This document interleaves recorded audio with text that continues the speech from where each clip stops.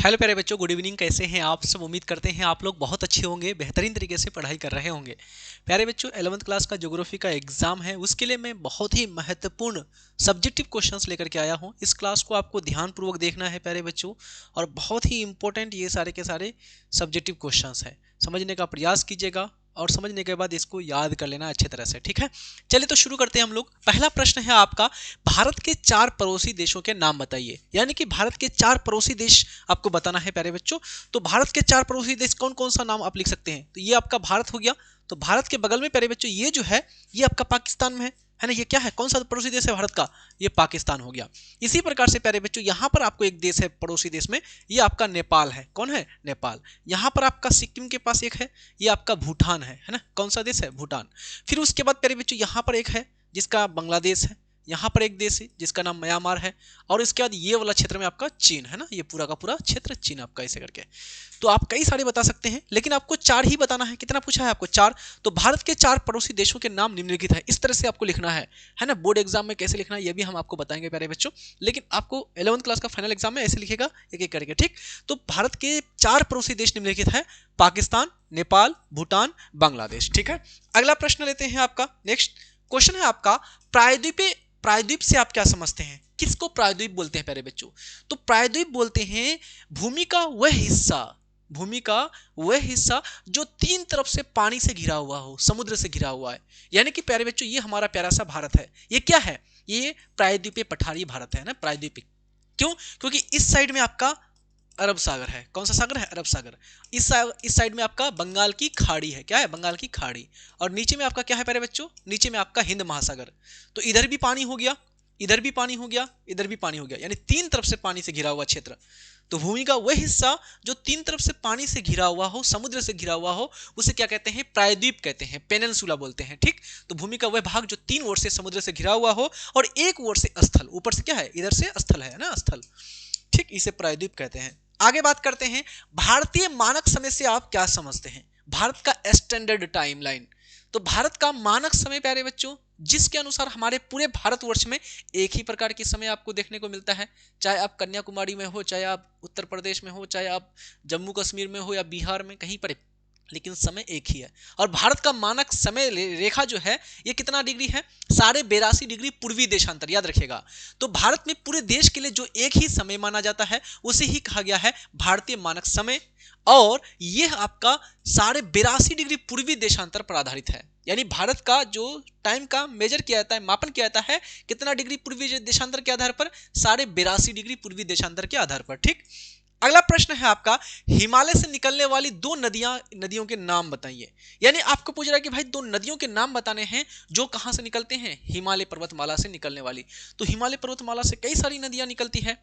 ब्रह्मपुत्रा नदी निकलती है आपका, गंगा नदी, कोसी नदी, ये सब कहां से निकलते हैं? हिमालय वाला ही तो भाग से निकलता है। तो हिमालय से निकलने वाली 2 नदियां आपका गंगा हो गया, यमुना हो गया, इस तरह से आप लिख दीजिएगा, है ना। आपका हो गया गंगा, दूसरा आपका हो गया यमुना, ठीक है।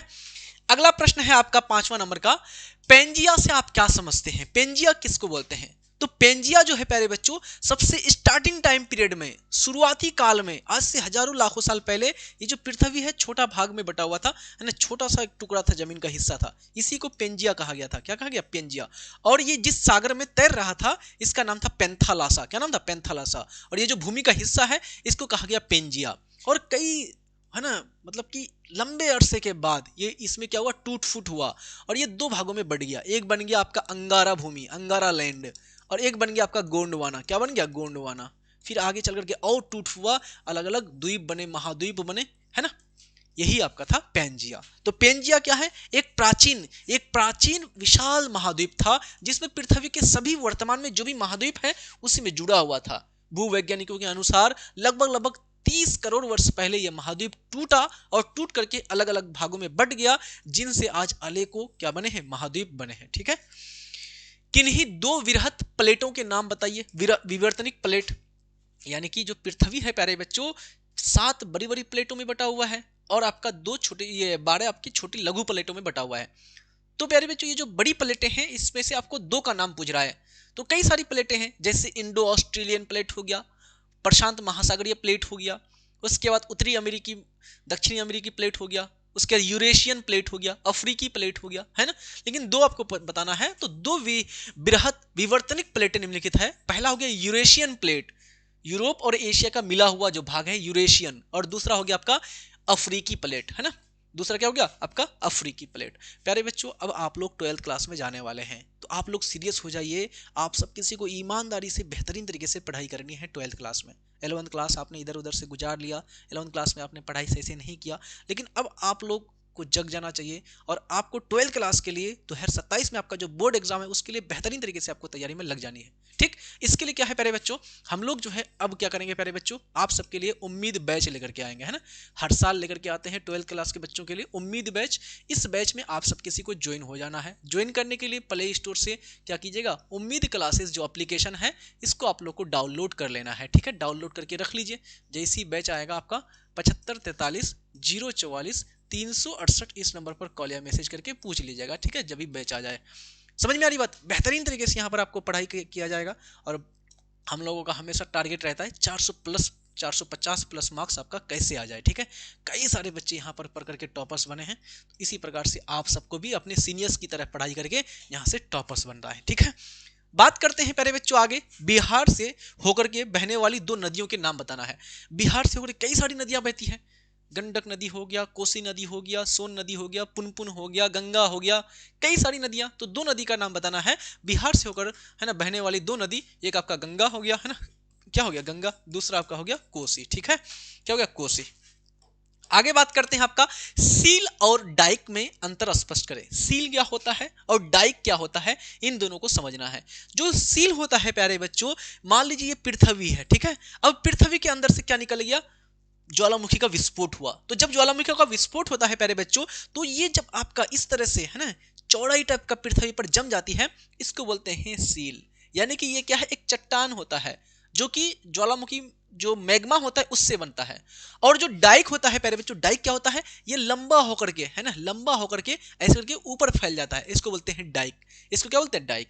तो सील जो होता है ये भूप्रपट्टी की परतों के बीच क्षैतिज, यानी क्षैतिज ऐसे करके, है ना, क्षैतिज दिशा में फैला होता है अग्नेयशैल। जबकि जो डाइक है ये भूप्रपट्टी की परतों को काट करके ऊर्ध्वाधर निकल जाता है इस तरह से खड़ी, इसको बोलते हैं आपका डाइक। भूप्रपट्टी से आप क्या समझते हैं भाई, पृथ्वी का सबसे बाहरी जो परत होता है, सबसे बाहर वाला आवरण हिस्सा, उसी को बोलते हैं भूप्रपट्टी, जिसमें मानव रहता है, जिसमें पशु पक्षी रहते हैं, जिसमें कृषि कार्य किया जाता है। ठीक है, तो भूप्रपट्टी पृथ्वी का सबसे बाहरी और सबसे पतला परत होता है। इसी पर मनुष्य हो गया, वनस्पति, जीव जंतु रहते हैं। इसमें पहाड़, पठार, मैदान, नदियां, खनिज आदि पाए जाते हैं। यहीं पर मानव जीवन के लिए सबसे अधिक उपयोगी है। यही जो परत है मानव के जीवन के लिए क्या है, सबसे उपयोगी परत है। ठीक, सौरमंडल में स्थित ग्रहों के नाम बताइए। तो सौरमंडल, सोलर सिस्टम में कितने ग्रह हैं, टोटल 8 ग्रह हैं। टोटल कितने ग्रह हैं सोलर सिस्टम में, 8 ग्रह हैं। इसमें मुखिया कौन है, सूरज इसका मुखिया है ना। एक आपके यहां पर हो गया बुध, फिर हो गया आपका शुक्र, फिर हो गया आपका पृथ्वी, फिर हो गया आपका मंगल, है ना। ये आपका 4 ग्रह हो गया। इन 4 ग्रहों को बोलते हैं आंतरिक ग्रह। क्या बोलते हैं, आंतरिक ग्रह। इसके बाद आपका यहाँ पर आता है क्षुद्र ग्रह का बेल्ट, है ना, क्षुद्र ग्रह। फिर इसके बाद आपका आता है प्यारे बच्चों बड़ा सा बृहस्पति, फिर आता है आपका शनि, फिर आता है आपका अरुण, फिर आता है आपका वरुण। तो 4 आपका आंतरिक ग्रह, 4 आपका बाह्य ग्रह। टोटल कितने ग्रह, 8 ग्रह हो गए। तो सौर मंडल में उपस्थित 8 ग्रहों के नाम निम्नलिखित है। पहला आपका हो गया बुध, फिर शुक्र, पृथ्वी, मंगल, बृहस्पति, शनि, अरुण और वरुण। ठीक है, भूकंप के कोई 4 परिणाम बताइए। भाई भूकंप के 4 परिणाम क्या है, तो जैसे ही भूकंप आता है इससे क्या होता है, बड़ी मात्रा में जान माल की क्षति होती है। कई लोगों का जान चला जाता है, मकान ढह जाते हैं, गिर जाते हैं, है ना, सड़कें टूट फूट जाती हैं। आ रही है समझ में। तो जन और धन की बड़ी मात्रा में, भारी मात्रा में नुकसान होती है, हानि होती है। इमारतें, सड़कें, पुल टूट जाते हैं, आग लगने की घटना हो सकती है, समुद्र में आने पर सुनामी उत्पन्न हो सकता है ना, भूकंप अगर समुद्र में आ रहा है तो।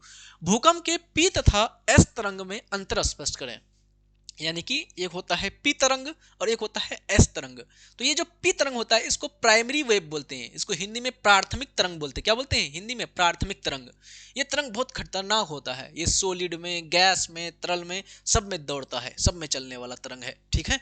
तो सबसे तेज होती है और भूकंप के केंद्र से सबसे पहले पहुंचती है ये, और ये ठोस, द्रव और गैस तीनों माध्यम में चल सकता है। कौन? ये पी तरंग। जो दूसरा एस तरंग है प्यारे बच्चों, ये धीमी होता है और केवल ये ठोस यानी सॉलिड में चलता है, बस केवल और केवल सॉलिड में यानी ठोस अवस्था में ये चलेगा, ठीक है। आगे बात करते हैं आपका, बंगाल की खाड़ी में गिरने वाली किन्हीं दो नदियों के नाम लिखें।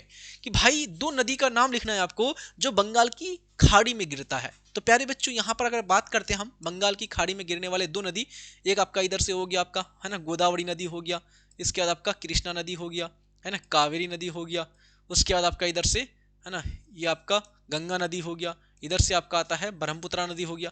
तो ये कई सारी नदियां, है ना, कहां पर गिरती है? बंगाल की खाड़ी में गिरती है। महानदी हो गया। आ रही बात समझ में? तो दो नदी बताना है आपको, बंगाल की खाड़ी में गिरने वाली दो नदियां, एक गंगा हो गया, दूसरा आपका गोदावरी हो गया, ठीक। जनसंख्या भूगोल से आप क्या समझते हैं? जनसंख्या भूगोल, तो जनसंख्या भूगोल, भूगोल की वह शाखा जिसके अंतर्गत जनसंख्या का अध्ययन करते हैं, जनसंख्या के आयु का अध्ययन करते हैं। ये अध्ययन करते हैं कि जनसंख्या में कितने महिला है, कितने पुरुष है, कितने बच्चे हैं, कितने बूढ़े हैं, कितने जवान हैं, इन सब का अध्ययन करते हैं। इसी को बोलते हैं जनसंख्या भूगोल। जनसंख्या भूगोल, भूगोल की वह शाखा जिसमें मानव जनसंख्या के वितरण, कि भाई मानव जनसंख्या कहां कहां पर फैला हुआ है, जनसंख्या का घनत्व, जनसंख्या का वृद्धि, जनसंख्या का संरचना, कि भाई कितने महिला है, कितने पुरुष हैं, कितने पढ़े लिखे हैं, कितने रोजगार में लगे हुए हैं, है ना, और स्थानिक विभिन्नताओं का अध्ययन करते हैं कि भाई जनसंख्या किस प्रकार से, है ना, अलग अलग जगह, कि भाई मैदानी क्षेत्र में जनसंख्या कितना है, मरुस्थलीय क्षेत्र में कैसा जनसंख्या है, पठारी क्षेत्र में जनसंख्या कम है या ज्यादा है, ये सब का अध्ययन करते हैं जनसंख्या भूगोल में। भौतिक भूगोल तथा मानव भूगोल में अंतर स्पष्ट करें। भौतिक भूगोल और मानव भूगोल, भौतिक भूगोल किसको बोलते हैं और मानव भूगोल किसको बोलते हैं प्यारे बच्चों? तो भौतिक भूगोल, भूगोल की वह शाखा जिसके अंतर्गत प्राकृतिक तत्वों का अध्ययन करते हैं, जैसे कि प्यारे बच्चों जलवायु विज्ञान, समुद्र विज्ञान, महाद्वीपों का निर्माण कैसे हुआ, स्थलाकृतियों का कैसे निर्माण हुआ, इन सब के बारे पढ़ेंगे। कहां पर? भौतिक भूगोल में। मानव भूगोल में क्या पढ़ेंगे? मानव का पृथ्वी के साथ क्या संबंध है, मानव कहां रहता है, किस प्रकार के क्रियाकलाप करते हैं, मानव घर कैसे बनाता है, किस प्रकार से प्राकृतिक पदार्थों का, तत्वों का उपयोग करता है, इन सब के बारे में पढ़ते हैं मानव भूगोल में, ठीक है। तो भौतिक भूगोल और मानव भूगोल में अंतर निम्नलिखित है। भौतिक भूगोल में पृथ्वी के प्राकृतिक तत्व जैसे स्थल रूप, जलवायु, नदी, पर्वत, मिट्टी आदि का अध्ययन करते हैं, जबकि मानव भूगोल में मानव, उसका जनसंख्या, क्रियाकलाप, कि कौन कौन से वो काम करते हैं, मानव और पर्यावरण के बीच क्या संबंध है, इन सब का बात करते हैं। कहां पर? मानव भूगोल में। मानव भूगोल की किन्हीं दो शाखाओं के नाम बताइए, यानी मानव भूगोल के दो शाखाओं के नाम। तो क्या क्या हो सकता है? मानव क्रियाकलाप करता है, तो जैसे कि आपका हो गया संसाधन भूगोल हो गया, राजनीतिक भूगोल हो गया, है ना, इसी प्रकार से आपका सामाजिक भूगोल हो गया, जनसंख्या भूगोल हो गया, आ रही बात समझ में, आर्थिक भूगोल हो गया। तो ये आपका आर्थिक भूगोल, जनसंख्या भूगोल, ये दो आपकी शाखाएं हो जाएंगे मानव भूगोल का। बात करते हैं भू आकृतिक विज्ञान से आप क्या समझते हैं? भू आकृति विज्ञान, तो भू आकृति विज्ञान मतलब कि ये प्यारे बच्चों भूगोल के अंतर्गत आता है। भौतिक भूगोल की एक शाखा है भू आकृति विज्ञान।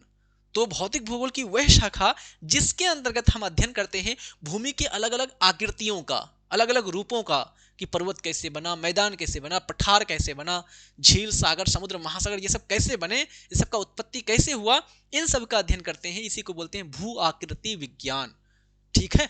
भू आकृति विज्ञान भूमि की वह शाखा है भूगोल की जिसमें पृथ्वी की सतह पर पाए जाने वाले अलग अलग जो स्थलों के रूप हैं, जैसे कि पर्वतों का निर्माण, जैसे कि उसका विकास, उसमें परिवर्तन, है ना, ये सब का अध्ययन करते हैं। आगे बात करते हैं आपका भूगोल में क्रमबद्ध अध्ययन का अर्थ स्पष्ट करें। कि भाई बात करते हैं ना भूगोल यानी कि क्रमबद्ध तथ्यों का अध्ययन, क्रमबद्ध, तो क्रमबद्ध मतलब क्या होता है? लगातार, है ना, विषय का अध्ययन एक निश्चित क्रम, कि भाई हम आपको बोलते हैं जैसे कि आप गिनती की संख्या को लिखते हो तो एक, एक के बाद दो ही आता है, दो के बाद तीन आता है, तीन के बाद चार, ऐसा नहीं कि एक लिखे एक के बाद सीधा 10 आ जाएगा, 10 के बाद सीधा 30 आ जाएगा, ऐसा क्या? नहीं ना। तो इसका एक अपना क्रम है। इसी प्रकार से जो भूगोल है इसका भी जो अध्ययन किया था एक क्रम में, कि भाई भूगोल में क्रमबद्ध अध्ययन होता है।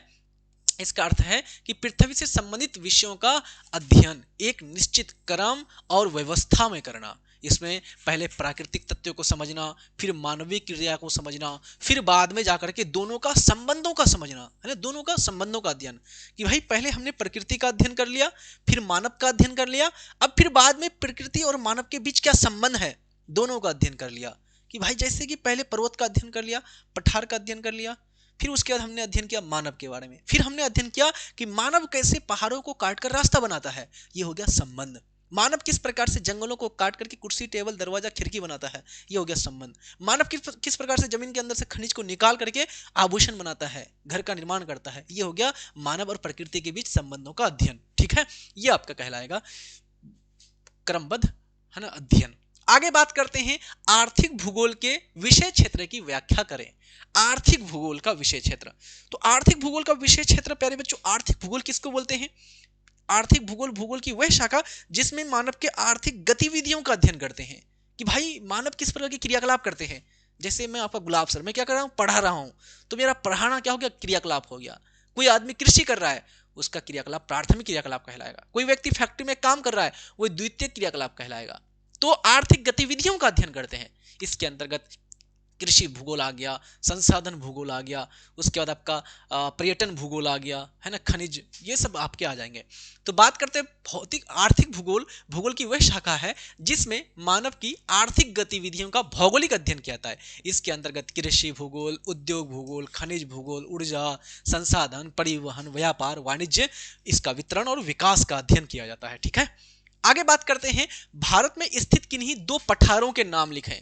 कि भाई भारत के कोई दो पठार के नाम बताना है। आपको नहीं पता होगा, बिल्कुल पता होगा भाई, कि भारत में एक तो यहाँ पर है आपका छोटा नागपुर का पठार, पता है ना? यस सर जी। इसी प्रकार से मध्य प्रदेश में आपका मालवा का पठार, है ना, उत्तर प्रदेश में बुंदेलखंड का पठार, है कि नहीं, अलग अलग पठारी क्षेत्र। इसी प्रकार से यहाँ पर आपको देखने को मिलेगा दक्कन का पठार, है ना, तेलंगाना का पठार, दक्कन का पठार, तो ये सब पठार है।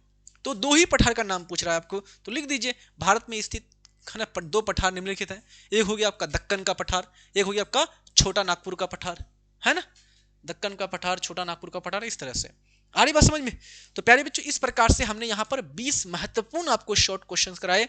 ये वैसे क्वेश्चंस है जो आपको बार बार एग्जाम में आपके पूछे जाते हैं। ठीक है, उम्मीद है ये सेशन आप लोग को अच्छा लगा होगा, और बहुत जल्दी आप लोगों का क्या है प्यारे बच्चों, आपका जो है नया कोर्स आने वाला है 2027 के लिए। आप लोगों को तैयार हो जाना है, बेहतरीन तरीके से तैयारी करना है प्यारे बच्चों, है ना, अच्छा तरह से अभी से शुरू से तैयारी करेंगे, 100% अच्छा से करें। कोर्स को आप कंप्लीट करके रखेंगे, प्रॉपर नोट्स बना करके रखेंगे, चैप्टर वाइज अच्छे से अध्ययन करके रखेंगे, तो टॉपर बनना आपके लिए बहुत ज़्यादा आसान हो जाएगा। तो इसके लिए क्या करेंगे, सारे के सारे बच्चे उम्मीद क्लासेस एप्लीकेशन को जल्दी से डाउनलोड करके रख लीजिएगा, है ना। उम्मीद क्लासेस एप्लीकेशन को आप लोग क्या कर लीजिए, डाउनलोड कर लीजिए प्यारे बच्चों। जैसे ही आपका कोर्स आएगा आपको ज्वाइन कर लेना है, और इसके लिए 7543 044 368 इस नंबर को आप लोग सेव कर लीजिए। ठीक है, कोई भी दिक्कत आएगा तो आप लोग कॉल या मैसेज कर लीजिएगा।